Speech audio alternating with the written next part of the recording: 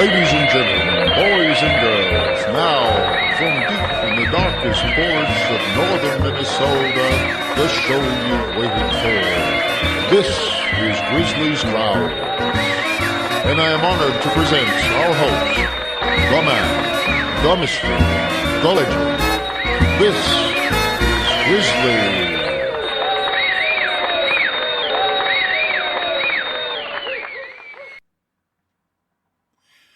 Hello again. This is still David Grizzly Smith, and I am still repodcasting the entirety of G.K. Chesterton's Eugenics and Other Evils. But you may note that I started doing this at the beginning of March, and things have changed a little bit since the beginning of March. There are people that are out on the front lines of this particular war we're going through. And there are the rest of us who are doing the one thing we can do, which is staying the heck out of the way and not getting sick so the people on the front lines don't have to deal with us. And for that, I want to say something that is a quote from a fella named Alan Allman, who used to do a radio show on 100.3 WNIC in Detroit, Michigan, a radio show he did called Pillow Talk, very late at night, lots of romantic music. And this goes out to all of you who have stayed home and help keep old people like me alive, and those of you who are on the front lines in the medical facilities and those supporting the folks in the medical facilities. I know who a few of you are, because I used to work for a labor union at probably the largest medical facility in the state of Michigan, among other things. So I'm going to quote Alan Allman for you, and then I'm going to go on with the show. Here we go. Thank you for being there when I needed you. And thank you for just being you. Sweet dreams, angels. Episode 6.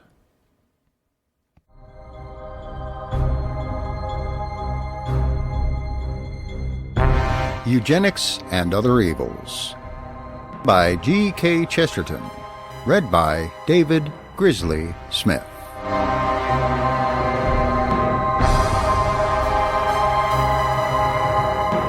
Part 1. The False Theory. Chapter 6. The Unanswered Challenge. Dr. Saleeby did me the honor of referring to me in one of his addresses on this subject, and said that even I cannot produce any but a feeble-minded child from a feeble-minded ancestry. To which I reply, first of all, that he cannot produce a feeble-minded child.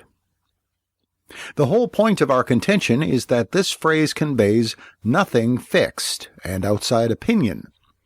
There is such a thing as mania, which has always been segregated. There is such a thing as idiocy, which has always been segregated. But feeble-mindedness is a new phrase, under which you might segregate anybody. It is essential that this fundamental fallacy in the use of statistics should be got somehow into the modern mind. Such people must be made to see the point, which is surely plain enough, that it is useless to have exact figures if they are exact figures about an inexact phrase. If I say, there are 5 fools in Acton, it is surely quite clear that, though no mathematician can make 5 the same as 4 or 6, that will not stop you or anyone else from finding a few more fools in Acton. Now, weak-mindedness, like folly, is a term divided from madness in this vital manner, that in one sense it applies to all men, in another to most men, in another to very many men, and so on. It is as if Dr. Saleeby were to say, vanity, I find, is undoubtedly hereditary. Here is Mrs. Jones, who is very sensitive about her sonnets being criticized, and I found her little daughter in a new frock looking in the glass. The experiment is conclusive. The demonstration is complete. There in the first generation is the artistic temperament. That is vanity. And there in the second generation is dress. And that is vanity. We should answer, my friend, all is vanity. Vanity and vexation of spirit, especially when one has to listen to logic of your favorite kind. Obviously, all human beings must value themselves, and obviously there is in all such valuation an element of weakness, since it is not the valuation of eternal justice. What is the use of your finding by experiment in some people a thing we know by reason must be in all of them? Here it will be as well to pause a moment and avert one possible misunderstanding. I do not mean that you and I cannot and do not practically see and personally remark on this or that eccentric or intermediate type, for which the word feeble-minded might be a very convenient word, and might correspond to a genuine, though indefinable, fact of experience. In the same way we might speak, and do speak, of such and such a person being mad with vanity, without wanting two keepers to walk in and take the person off.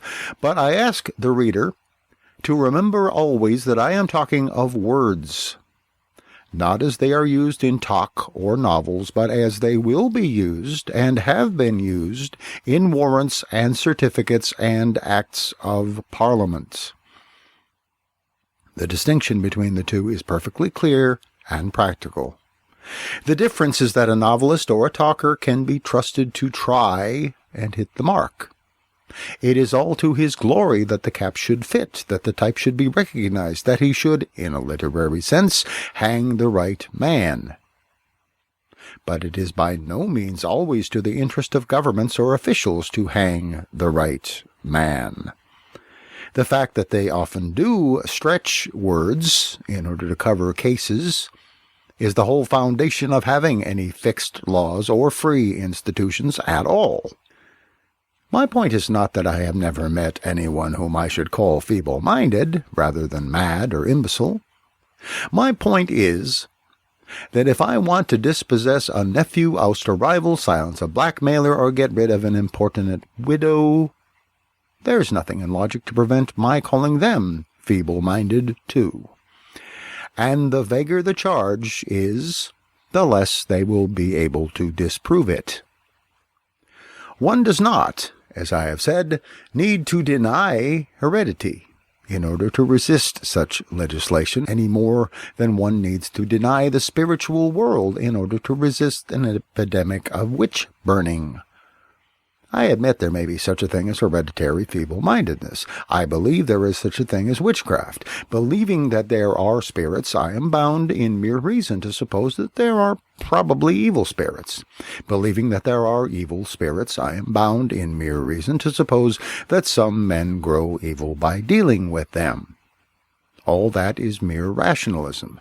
The superstition, that is the unreasoning repugnance and terror, is in the person who admits there can be angels, but denies there can be devils. The superstition is in the person who admits there can be devils, but denies there can be diabolists. Yet I should certainly resist any effort to search for witches, for a perfectly simple reason, which is the key of the whole controversy. The reason is that it is one thing to believe in witches, and quite another to believe in witch-smellers. I have more respect for the old witch-finders than for the eugenists who go about persecuting the fool of the family, because the witch-finders, according to their own conviction, ran a risk.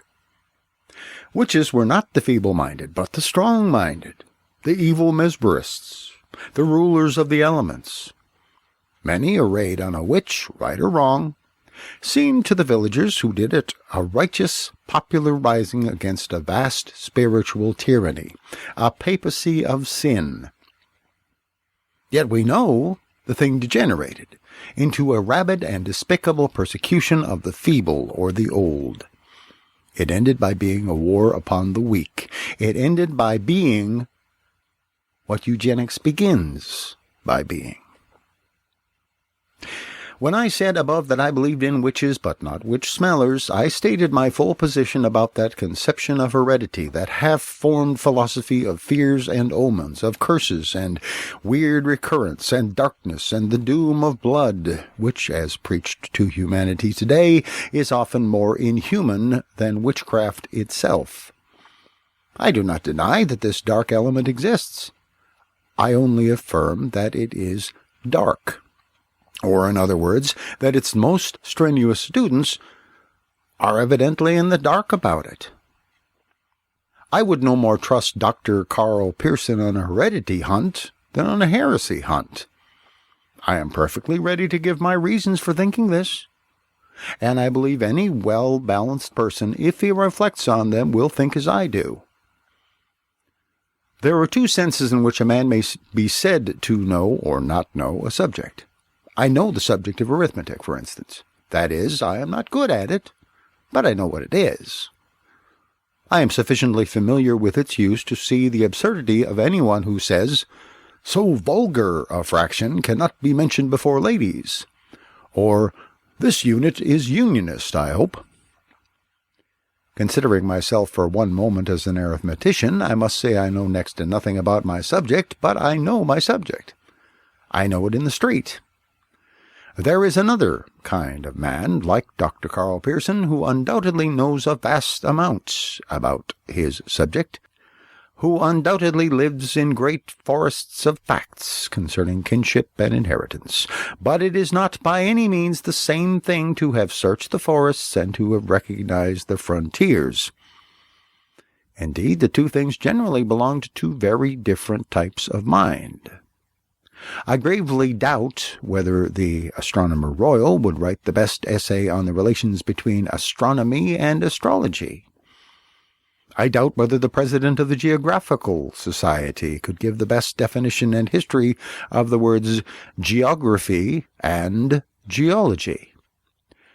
Now, the students of heredity especially understand all of their subject except their subject. They were, I suppose, bred and born in that briar patch and have really explored it without coming to the end of it.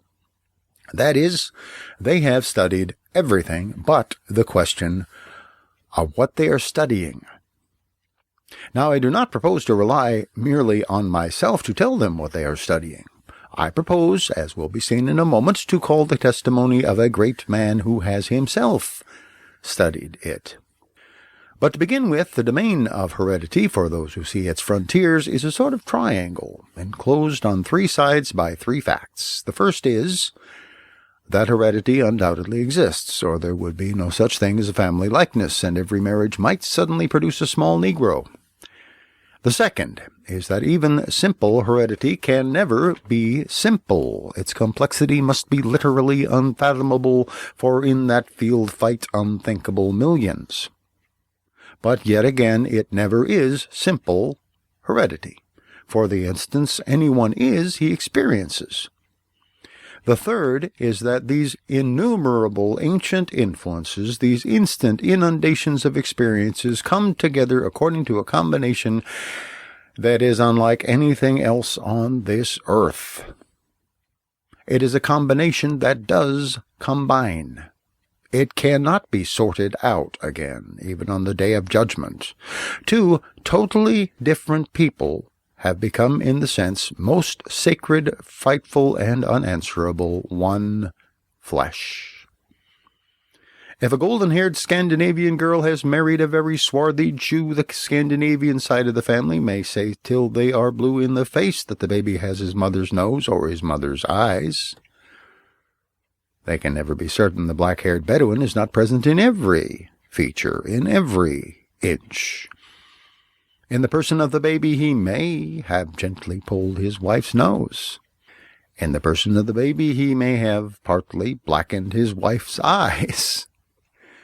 Those are the three facts of heredity: that it exists, that it is subtle and made of a million elements, that it is simple and cannot be unmade into those elements. To summarize, you know there is wine in the soup.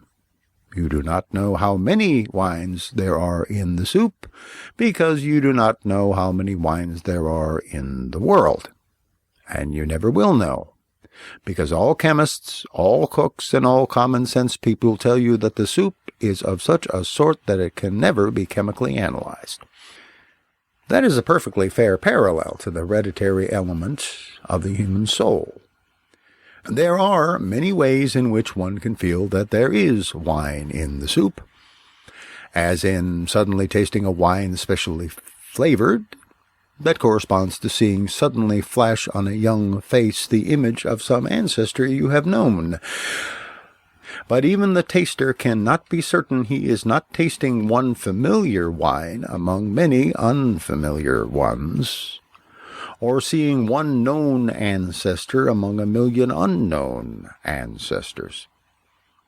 Another way is to get drunk on the soup, which corresponds to the case of those who say they are driven to sin and death by hereditary doom. But even the drunkard cannot be certain it was the soup any more than the traditional drunkard who is certain it was the salmon. Those are the facts about heredity, which anyone can see. The upshot of them is that not only a miss is as good as a mile, but a miss is as good as a win. If the child has his parents' nose or noses, that may be heredity. But if he has not, that may be heredity too. And as we need not take heredity lightly because 2 generations differ, so we need not take heredity a scrap more seriously because 2 generations are similar. The thing is there. In what cases we know not, in what proportion we know not, and we cannot know. Now it is just here that the decent difference of function between Dr. Saleeby's trade and mine comes in. It is his business to study human health and sickness as a whole, in the spirit of more or less enlightened guesswork. And it is perfectly natural that he should allow for heredity here, there, and everywhere, as a man climbing a mountain or sailing a boat will allow for weather, without even explaining it to himself. An utterly different attitude is incumbent on any conscientious man writing about what laws should be enforced, or about how commonwealths should be governed. And when we consider how plain a fact is murder, and yet how hesitant and even lazy we all grow about the guilt of a murderer, when we consider how simple an act is stealing, and yet how hard it is to convict and punish those rich commercial pirates who steal the most, when we consider how cruel and clumsy the law can be, even about things as old and plain as the 10 Commandments, I simply cannot conceive any responsible person proposing to legislate on our broken knowledge and bottomless ignorance of heredity. But though I have to consider this dull matter in its due logical order, it appears to me that this part of the matter has been settled, and settled in a most masterly way by somebody who has infinitely more right to speak on it than I have. Our press seems to have a perfect genius for fitting people with caps that don't fit, and affixing the wrong terms of eulogy and even the wrong terms of abuse. And just as people will talk of Bernard Shaw as a naughty, winking Pierrot when he's the last great Puritan and really believes in respectability, just as si parva licet, etc., they will talk of my own paradoxes when I pass my life in preaching that the truisms are true, so an enormous number of newspaper readers seem to have it fixed firmly in their heads that Mr. H.G. Wells is a harsh and horrible eugenist in great goblin spectacles who wants to put us all into metallic microscopes and dissect us with metallic tools. As a matter of fact, of course, Mr. Wells, so far from being too definite, is generally not definite enough. He is an absolute wizard in the appreciation of atmospheres and the opening of vistas, but his answers are more agnostic than his questions. His books will do everything except shut. And so far from being the sort of man who would stop a man from propagating, he cannot even stop a full stop. He is not eugenic enough to prevent the black dot at the end of a sentence from breeding a line of little dots. But this is not the clear-cut blunder of which I spoke. The real blunder is this. Mr. Wells deserves a tiara of crowns and a garland of medals for all kinds of reasons, but if I were restricted on the grounds of public economy to giving Mr. Wells only one medal, obsivis servatos, I would give him a medal as the eugenist who destroyed eugenics. For everyone spoke of him, rightly or wrongly, as a eugenist, and he certainly had, as I have not, the training and type of culture required to consider the matter merely in a biological and not in a generally moral sense.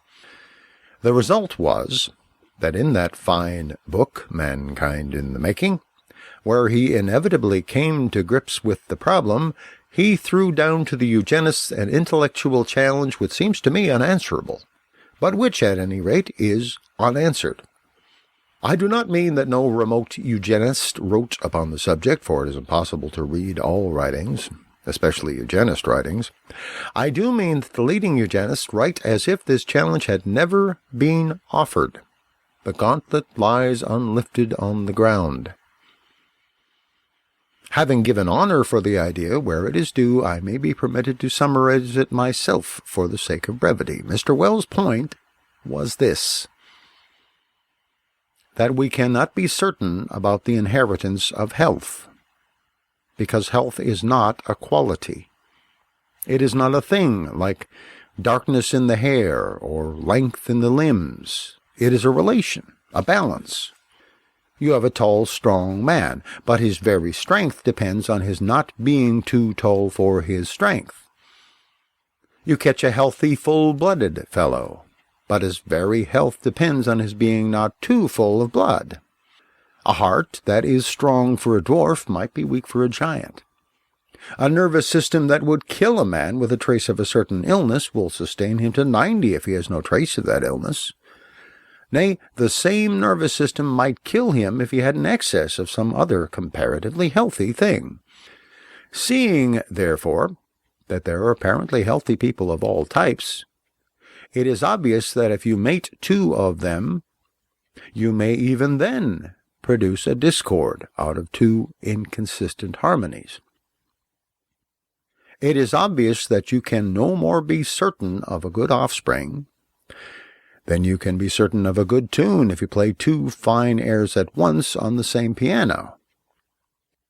You can be even less certain of it in the more delicate case of beauty, which the eugenists talk of a great deal.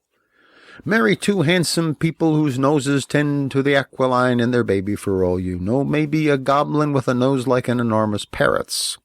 Indeed, I actually know a case of this kind. The eugenist has to settle not the result of fixing one steady thing to a second steady thing, but what will happen when one toppling and dizzy equilibrium crashes into another. This is the interesting conclusion. It is on this degree of knowledge that we are asked to abandon the universal morality of mankind. When we have stopped the lover from marrying the unfortunate woman he loves, when we have found him another uproariously healthy female whom he does not love in the least, even then, we have no logical evidence that the result may not be as horrid and dangerous as if he had behaved like a man of honor.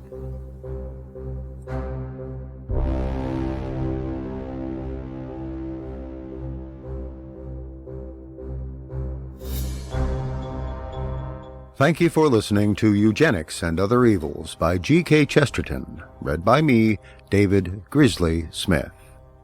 Theme music for the book is Showdown by Kevin MacLeod of Incompetech.com. This book is released under a Creative Commons Attribution, Non-Commercial, No Derivatives 3.0 license. That means please make copies, please share this book, but don't change it, don't sell it, and do tell people where you got it.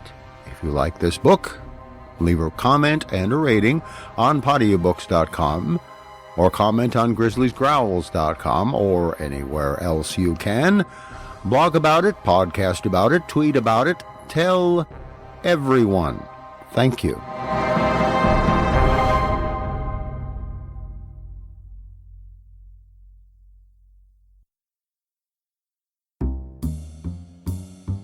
Thank you for listening to Grizzlies Growls, the life and times of a minor local celebrity.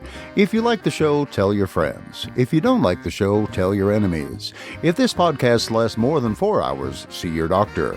Theme music is Hot Swing from Kevin MacLeod at Incompetech.com. Subscribe to the podcast on iTunes or at feeds.feedburner.com/grizzliesgrowls. Comment at grizzly.libsyn.com or by voicemail at the comment line 218-234-CALL. That's 218-234-2255. These shows are released under Creative Commons Attribution, Non-Commercial, No Derivatives 3.0 license. Your mileage may vary.